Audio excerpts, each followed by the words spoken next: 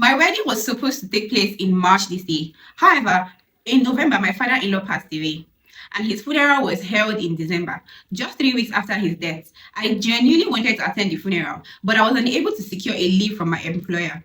The notice was too short, and when I accepted the job, it was clearly stated that leave would not be granted during December and Easter period due to operational demands. And despite explaining my situation and making every effort I could, my request was denied.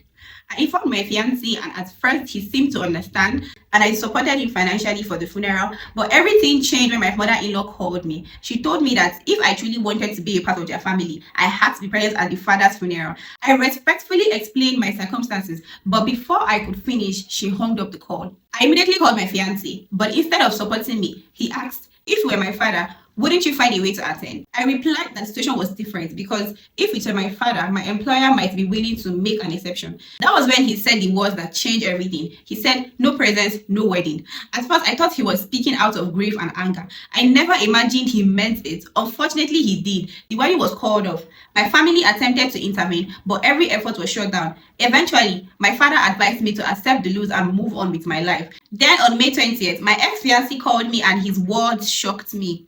He said he had expected better for me as a future wife. According to him, a good wife would have continued begging his family until they accepted her apology. He then informed me that he had thought about everything and decided to forgive me and was ready to move forward with the wedding. He went on to say that he had already fixed a new wedding date for August and that we need to begin preparation immediately. Then without hesitation, I told him I was no longer interested, that I was done with the relationship. He said he was not done and that I had no right to say I was done. Yeah. And then he called and blocked him, but instead of him to accept, he went to my father's house. My father called me shortly afterwards and informed me that my ex-fiancé had arrived at our family's home with the bride price and the item from the wedding list he had previously rejected. In front of everyone present, my father told him that as far as our family was concerned, I was no longer available and has moved on with my life. Since then, he has continued to visit my family repeatedly. His mother has also continued to call and disturb me despite my lack of interest in any future communication.